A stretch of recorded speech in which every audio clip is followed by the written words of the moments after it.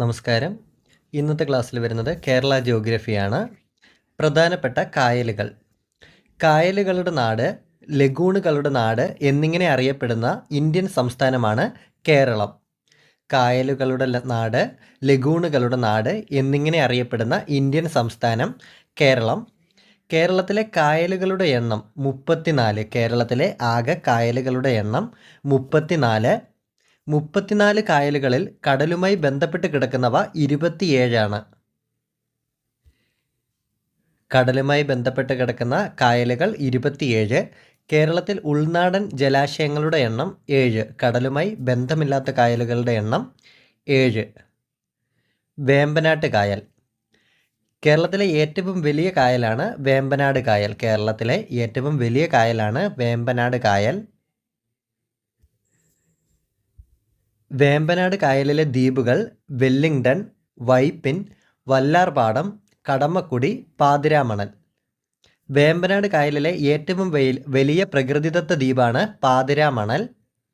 ഇന്ത്യയിലെ ഏറ്റവും വലിയ തണ്ണീർത്തടമാണ് വേമ്പനാട് കായൽ. ഇന്ത്യയിലെ ഏറ്റവും വലിയ തണ്ണീർത്തടമാണ് വേമ്പനാട് കായൽ. ഇന്ത്യയിലെ ഏറ്റവും നീളം കൂടിയ കായലാണ് വേമ്പനാട് കായൽ. ഇന്ത്യയിലെ ഏറ്റവും നീളം കൂടിയ കായലാണ് വേമ്പനാട് കായൽ. വേമ്പനാട് കായലിൽ പതിക്കുന്ന പ്രധാന നദികളാണ് മൂവാറ്റുപുഴ പുഴ, മീനച്ചിലാറ്, പമ്പാ നദി, പെരിയാറ്, അച്ചൻകോവിൽ, മണിമലയാർ.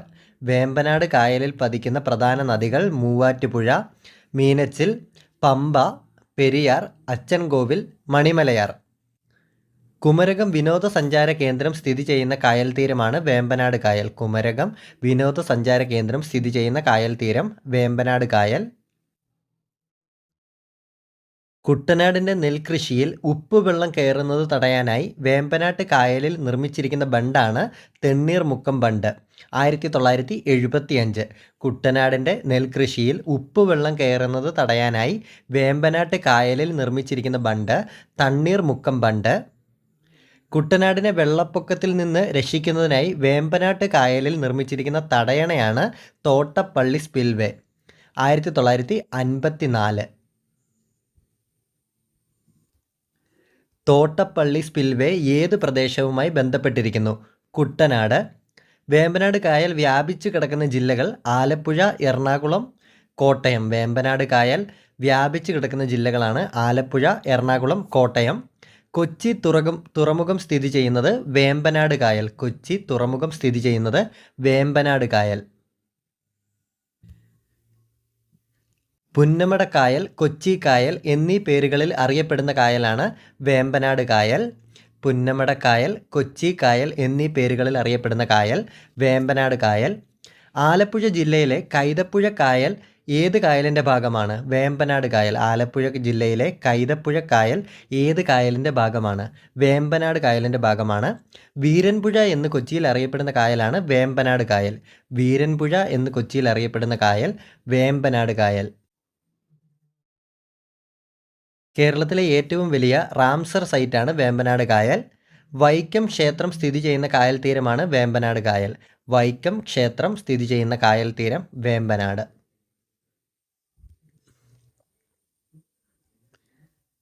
അഷ്ടമുടി കായൽ.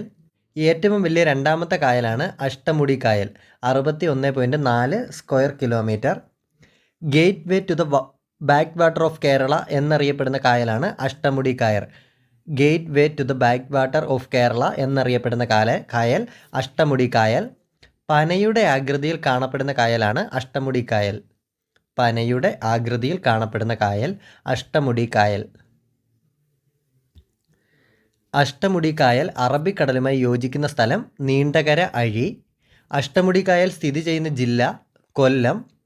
കേരളത്തിലെ ആദ്യ സീ പ്ലെയിൻ സർവീസ് ആരംഭിച്ച കായലാണ് അഷ്ടമുടി കായൽ. കേരളത്തിലെ ആദ്യ സീ പ്ലെയിൻ സർവീസ് ആരംഭിച്ച കായൽ അഷ്ടമുടി കായൽ. 1988 പെരുമൺ തീവണ്ടി ദുരന്തം നടന്നത് അഷ്ടമുടി കായലിൽ. കല്ലടയാറ് പതിക്കുന്ന കായൽ അഷ്ടമുടി കായൽ. കല്ലടയാറ് പതിക്കുന്ന കായൽ അഷ്ടമുടി കായൽ. വടക്കേ അറ്റത്തെ കായൽ ഉപ്പളക്കായൽ. കേരളത്തിൻ്റെ വടക്കേ അറ്റത്തെ കായൽ ഉപ്പളക്കായൽ. കേരളത്തിലെ പ്രധാന കായലുകൾ കഠിനംകുളം, വേളി, ഇടവ, കായംകുളം, അഞ്ചുതെങ്ങ്, കൊടുങ്ങല്ലൂർ, പുന്നമട, പറവൂർ, നടയറ, ചേറ്റുവ. ബി.എം കായൽ സ്ഥിതി ചെയ്യുന്ന ജില്ല മലപ്പുറം. മുരിയാട് തടാകം സ്ഥിതി ചെയ്യുന്ന ജില്ല തൃശ്ശൂർ. ഇന്ത്യയിലെ ഏറ്റവും വലിയ തടാക തുറമുഖം കൊച്ചി. ഇന്ത്യയിലെ ഏറ്റവും വലിയ തടാക തുറമുഖമാണ് കൊച്ചി. കേരളത്തിൽ ഹൃദയത്തിൻ്റെ ആകൃതിയിലുള്ള തടാകം സ്ഥിതി ചെയ്യുന്നത് ചെമ്പ്രക്കൊടുമുടി, മേപ്പടി, വയനാട്. തിരുവനന്തപുരം, കൊല്ലം ജില്ലകളുടെ അതിർത്തിയിലുള്ള കായലുകൾ ഇടവ, നടയറ കായലുകൾ. നെഹ്റു ട്രോഫി വള്ളംകളിക്ക് പ്രസിദ്ധമായ കായൽ പുന്നമട കായൽ. നെഹ്റു ട്രോഫി വള്ളംകളിക്ക് പ്രസിദ്ധമായ കായൽ പുന്നമട കായൽ. പ്രസിഡന്റ് ട്രോഫി ജലോത്സവം നടക്കുന്ന കായൽ അഷ്ടമുടി കായൽ. പ്രസിഡന്റ് ട്രോഫി ജലോത്സവം നടക്കുന്ന കായലാണ് അഷ്ടമുടി കായൽ. കായംകുളം കായലിനെ അഷ്ടമുടി കായലുമായി ബന്ധിപ്പിക്കുന്നത് ചവറ പന്മനത്തോട്. കടനംകുളം കായലിനെ വേളി കായലുമായി ബന്ധിപ്പിക്കുന്ന തോട് പാർവതി പുത്തനാർ. കടനംകുളം കായലിനെ വേളി കായലുമായി ബന്ധിപ്പിക്കുന്ന തോട് പാർവതി പുത്തനാർ. പ്രധാന ശുദ്ധജല തടാകങ്ങൾ. കേരളത്തിലെ ശുദ്ധജല തടാകങ്ങൾ ശാസ്താംകോട്ട കായൽ കൊല്ലം, വെള്ളായണി കായൽ തിരുവനന്തപുരം, പൂക്കോട് തടാകം വയനാട്, ഏനമാക്കൽ തൃശ്ശൂർ, മനക്കൊടി തൃശ്ശൂർ. ഏറ്റവും തെക്കു ഭാഗത്ത് സ്ഥിതി ചെയ്യുന്ന ശുദ്ധജല തടാകം വെള്ളായണി കായൽ. ഏറ്റവും തെക്കു ഭാഗത്ത് സ്ഥിതി ചെയ്യുന്ന ശുദ്ധജല തടാകം വെള്ളയണി കായൽ. സമുദ്രനിരപ്പിൽ നിന്നും ഏറ്റവും ഉയരത്തിൽ സ്ഥിതി ചെയ്യുന്ന കേരളത്തിലെ തടാകമാണ് പൂക്കോട് തടാകം വയനാട്. കേരളത്തിലെ ഏറ്റവും വലിയ ശുദ്ധജല തടാകം ശാസ്താംകോട്ട കായൽ. കേരളത്തിലെ ഏറ്റവും വലിയ ശുദ്ധജല തടാകം ശാസ്താംകോട്ട കായൽ. കേരളത്തിലെ ഏറ്റവും ചെറിയ ശുദ്ധജല തടാകം പൂക്കോട് തടാകം. കായലുകളുടെ രാജ്ഞി എന്നറിയപ്പെടുന്ന കായൽ ശാസ്താംകോട്ട കായൽ. കായലുകളുടെ രാജ്ഞി എന്നറിയപ്പെടുന്ന കായലാണ് ശാസ്താംകോട്ട കായൽ. ഇംഗ്ലീഷ് അക്ഷരമാലയിലെ എഫിൻ്റെ ആകൃതിയിലുള്ള കായലാണ് ശാസ്താംകോട്ട കായൽ. മുഖ്യ കനാലുകൾ. കോഴിക്കോട്ടെ ആകാലപ്പുഴ കായലിനെ കുറ്റ്യാടിപ്പുഴയുമായി ബന്ധിപ്പിക്കുന്നത് പയ്യോളി കനാൽ. കോഴിക്കോട്ടെ അകാലപ്പുഴ കായലിനെ കുറ്റ്യാടിപ്പുഴയുമായി ബന്ധിപ്പിക്കുന്ന കായലാണ് പയ്യോളി കനാൽ. കൊല്ലപ്പുഴ, കല്ലായിപ്പുഴ, ബേക്കൽപ്പുഴ എന്നിവയെ തമ്മിൽ ബന്ധിപ്പിക്കുന്നത് കനോലി കനാൽ. ഭാരതപ്പുഴയെ വെള്ളിയാങ്കോട്ട് കായലുമായി ബന്ധിപ്പിക്കുന്നത് പൊന്നാനി കനാൽ. ഭാരതപ്പുഴയെ വെള്ളിയാങ്കോട്ട് കായലുമായി ബന്ധിപ്പിക്കുന്നത് പൊന്നാനി കനാൽ. വളപട്ടണം നദിയെയും കയ്യായി കായലിനെയും തമ്മിൽ ബന്ധിപ്പിക്കുന്നത് സുൽത്താൻ കനാൽ. ഇടവക്കായൽ, നടയറ കായൽ എന്നിവയെ ബന്ധിപ്പിക്കുന്ന കനാലാണ് പരവൂർ കനാൽ. Ramsar site. നീർത്തടങ്ങളെ സംരക്ഷിക്കുകയും സുസ്ഥിരമായി ഉപയോഗപ്പെടുത്തുകയും ചെയ്യുന്നത് സംബന്ധിച്ച് അന്താരാഷ്ട്ര കരാറാണ് റാംസർ കൺവെൻഷൻ. നീർത്തടങ്ങളെ സംരക്ഷിക്കുകയും സുസ്ഥിരമായി ഉപയോഗപ്പെടുത്തുകയും ചെയ്യുന്നത് സംബന്ധിച്ച അന്താരാഷ്ട്ര കരാർ റാംസർ കൺവെൻഷൻ. റാംസർ കരാർ ഒപ്പുവെച്ച വർഷം 1971 ഫെബ്രുവരി 2. തണ്ണീർത്തട ദിനമാണ് ഫെബ്രുവരി 2. റാംസർ കരാർ ഒപ്പുവെച്ച വർഷം 1971 ഫെബ്രുവരി 2. റാംസർ പട്ടികയിൽ കേരളത്തിൽ നിന്ന് അടുത്തായി ഇടം നേടാൻ പോകുന്ന കായലാണ് കവ്വായി കായൽ. കേരളത്തിൽ നിന്നും റാംസർ പട്ടികയിൽ ഉൾപ്പെട്ട കായലുകൾ അഷ്ടമുടി, ശാസ്താംകോട്ട, വേമ്പനാട്.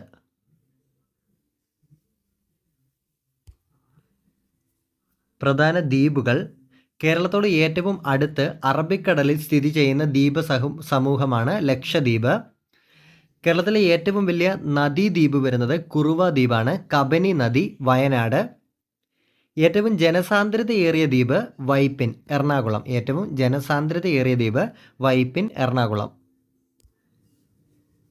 കൊച്ചി തുറമുഖത്തിനടുത്തുള്ള മനുഷ്യനിർമ്മിത ദ്വീപാണ് വെല്ലിംഗ്ടൺ ദ്വീപ്. വേമ്പനാട് കായലിലാണ് കൊച്ചി തുറമുഖത്തിനടുത്തുള്ള മനുഷ്യനിർമ്മിത ദ്വീപ് വെല്ലിംഗ്ടൺ ദ്വീപ്. കൊച്ചി തുറമുഖം നിർമ്മിക്കുന്നതിന് വേണ്ടി കൊച്ചി കായലിനെ ആഴം കൂട്ടാനായി എടുത്ത മണ്ണും ചെളിയും നിക്ഷേപിച്ച ദ്വീപാണ് വെല്ലിംഗ്ടൺ ദ്വീപ്.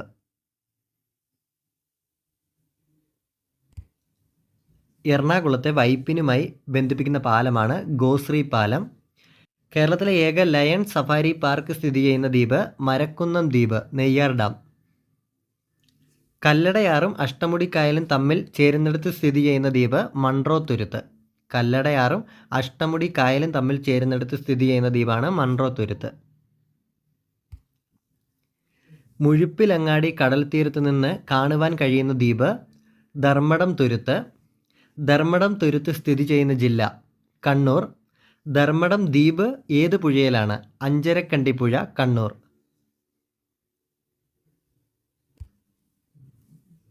പച്ചത്തുരുത്ത് എന്നറിയപ്പെടുന്ന ദ്വീപ് ധർമ്മടം തുരുത്ത്.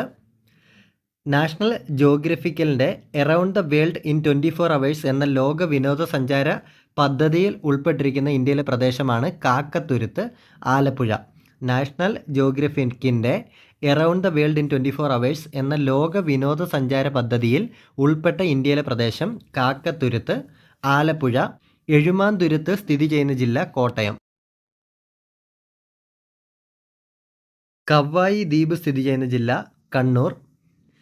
കേരളത്തിൻ്റെ തീരത്തോട് ചേർന്ന് അറബിക്കടലിൽ സ്ഥിതി ചെയ്യുന്ന പ്രസിദ്ധമായ വിനോദസഞ്ചാര കേന്ദ്രം വെള്ളിയാംകല്ല്. കേരളത്തിൻ്റെ തീരത്തോട് ചേർന്ന് അറബിക്കടലിൽ സ്ഥിതി ചെയ്യുന്ന പ്രസിദ്ധമായ വിനോദസഞ്ചാര കേന്ദ്രമാണ് വെള്ളിയാംകല്ല്. കേരളത്തിലെ കാലാവസ്ഥ. കേരളത്തിൽ 4 തരം കാലാവസ്ഥകളാണ് അനുഭവപ്പെടുന്നത്. കേരളത്തിൽ 4 തരം കാലാവസ്ഥകളാണ് അനുഭവപ്പെടുന്നത്. ശൈത്യകാലം ഡിസംബർ ടു ഫെബ്രുവരി. വേനൽക്കാലം മാർച്ച് ടു മെയ്. വർഷകാലം തെക്കു പടിഞ്ഞാറൻ മൺസൂൺ ജൂൺ മുതൽ സെപ്റ്റംബർ വരെ. തുലാവർഷം വടക്കു കിഴക്കൻ മൺസൂൺ ഒക്ടോബർ മുതൽ നവംബർ വരെ. തെക്കു പടിഞ്ഞാറൻ മൺസൂൺ ജൂൺ ടു സെപ്റ്റംബർ. വടക്കു കിഴക്കൻ മൺസൂൺ ഒക്ടോബർ ടു നവംബർ. മൺസൂണിൻ്റെ കവാടം എന്നറിയപ്പെടുന്ന സംസ്ഥാനം കേരളം. കേരളത്തിൻ്റെ ശരാശരി വാർഷിക വർഷപാതം 300 സെൻറ്റിമീറ്റർ. കേരളത്തിൻ്റെ ഇടവപ്പാതി കാലത്ത് ലഭിക്കുന്ന ശരാശരി മഴ 200 സെൻറ്റിമീറ്റർ. തുലാവർഷകാലത്ത് ലഭിക്കുന്ന ശരാശരി മഴ 50 സെൻറ്റിമീറ്റർ. കേരളത്തിൽ ഏറ്റവും കൂടുതൽ മഴ ലഭിക്കുന്നത് കാലവർഷം, ഇടവപ്പാതി, തെക്കു പടിഞ്ഞാറൻ മൺസൂൺ. കേരളത്തിൽ ഏറ്റവും കൂടുതൽ മഴ ലഭിക്കുന്നത് തെക്കു പടിഞ്ഞാറൻ മൺസൂൺ കാലത്ത്. കേരളത്തിലെ ഏറ്റവും ചൂട് കൂടിയ ജില്ല പാലക്കാട്. ഏറ്റവും ചൂട് കൂടിയ സ്ഥലം പുനലൂർ, കൊല്ലം. ഏറ്റവും ചൂട് കൂടിയ ജില്ല പാലക്കാട്, ചൂട് കൂടിയ സ്ഥലം പുനലൂർ. ഏറ്റവും കൂടുതൽ മഴ ലഭിക്കുന്ന മാസം ജൂലൈ. ഏറ്റവും കുറവ് മഴ ലഭിക്കുന്ന മാസം ജനുവരി. ഏറ്റവും കുറവ് മഴ ലഭിക്കുന്ന പ്രദേശം ചിന്നാർ, ഇടുക്കി. ദക്ഷിണേന്ത്യയിലെ കാലാവസ്ഥ നിർണ്ണയിക്കുന്നതിൽ പ്രധാന പങ്ക് വഹിക്കുന്ന ചുരമാണ് പാലക്കാട് ചുരം. ദക്ഷിണേന്ത്യയിൽ കാലാവസ്ഥ നിർണ്ണയിക്കുന്നതിൽ പ്രധാന പങ്ക് വഹിക്കുന്ന ചുരം പാലക്കാട് ചുരം. വേനൽക്കാലത്ത് തമിഴ്നാട്ടിൽ നിന്നുള്ള വരണ്ട കാറ്റ് പാലക്കാട് ആര്യങ്കാവ് ചുരത്തിലൂടെ കേരളത്തിലേക്ക് വീശുന്നു. 99 വെള്ളപ്പൊക്കം ഉണ്ടായ വർഷം 1924. കൊല്ലവർഷം 1999. കേരളത്തിൻ്റെ ചിറാപ്പുഞ്ചി ലക്കിടി, വയനാട്. കേരളത്തിൻ്റെ ചിറാപ്പുഞ്ചി എന്നറിയപ്പെടുന്നത് ലക്കിടി. കേരളത്തിൽ ഏറ്റവും കുറവ് മഴ ലഭിക്കുന്ന ജില്ല തിരുവനന്തപുരം. ഏറ്റവും കൂടുതൽ മഴ ലഭിക്കുന്ന ജില്ല കോഴിക്കോട്. കേരളത്തിൽ ഏറ്റവും കൂടുതൽ മഴ ലഭിക്കുന്ന പ്രദേശം നേര്യമംഗലം, എറണാകുളം. കേരളത്തിൽ മഴനിഴൽ പ്രദേശം ചിന്നാർ. കേരളത്തിലെ മഴനിഴൽ പ്രദേശം ചിന്നാർ.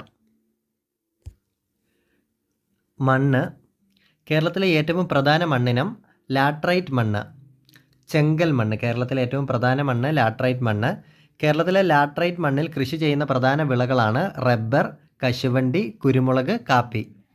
കേരളത്തിൽ പരുത്തി, നിലക്കടല എന്നിവ സമൃദ്ധമായി വളരുന്ന മണ്ണ് കറുത്ത മണ്ണ്.